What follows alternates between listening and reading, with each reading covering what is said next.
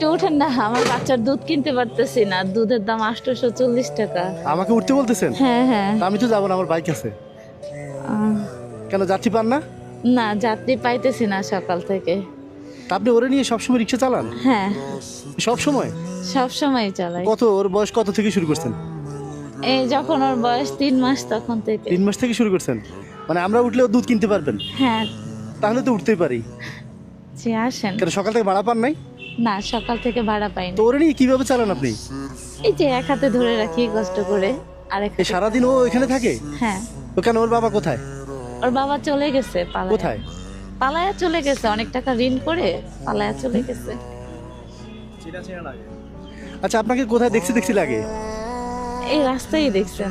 না না না, কোনো ভিডিওতে আপনি কি আসছে? আপনার কেউ ভিডিও করছে? হ্যাঁ, একজন ভিডিও করছিল। আচ্ছা আচ্ছা, এই জন্যই ওনার একটা ভিডিও দেখছি, ওকে নিয়ে দেখছি আপনি অনেক কান্নাকাটি করতেছিলেন ও দুধের টাকার জন্য। হ্যাঁ, জি। ও আচ্ছা আচ্ছা। 880 টাকা দিয়ে 840 টাকা মনে দুধের দাম হ্যাঁ। বলে কান্না করছিলেন। আচ্ছা আচ্ছা। ও, আপনি সে তা আপনি এখানে এই এলাকায় থাকেন? না, আমি মিরপুরে থাকি, মিরপুর 12। ও আচ্ছা, সারা ঢাকায় চলেন। তো ওর খাওয়া দাওয়া কোথায় করে? ওর খাওয়া দাওয়া এই যে এইভাবে রাস্তা। তো ওর খাওয়ার ব্যবস্থা কি এখানে?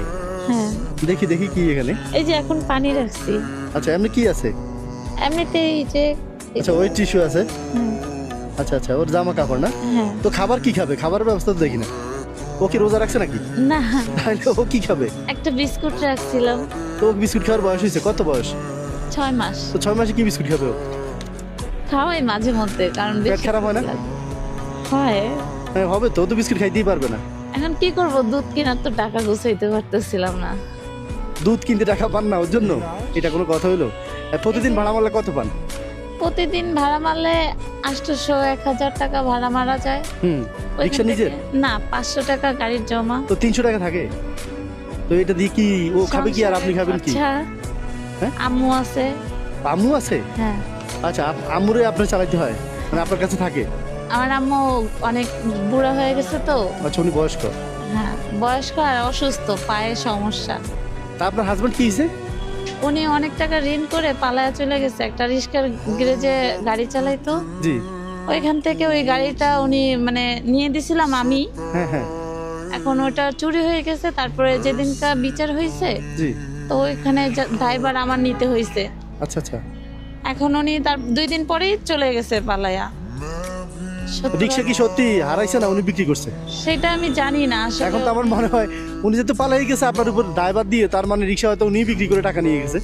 সেটা তো আমি জানি এখন এটা ঋণ আপনি শোধ করেন? এটা ঋণ বলছে 1 মাসের ভিতরে আমাকে শোধ করতে। ওটা ঋণ কত?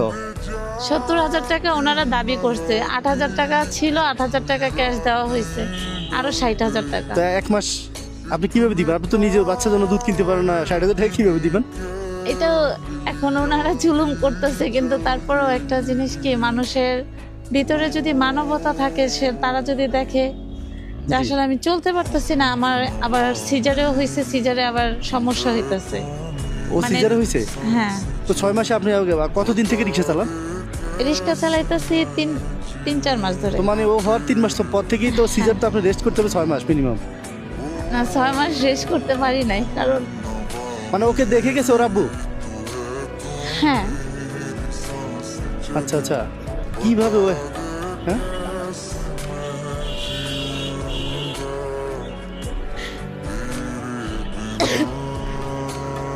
যেদিনকে থুয়ে চলে গেছে সেদিনকেও সারাদিন না খাইছিলাম। তুমি জানো তোমার আম্মু কত কষ্ট করে তোমার জন্য? মনে থাকবে বড় হয়ে? হ্যাঁ, ছেলে হলেও মনে থাকতো না, মেয়ে হলে মনে রাখবে, কারণ মেয়েরা কষ্ট বুঝে। জি। তা এখন কি দুধ মোটেও বাসায় নাই?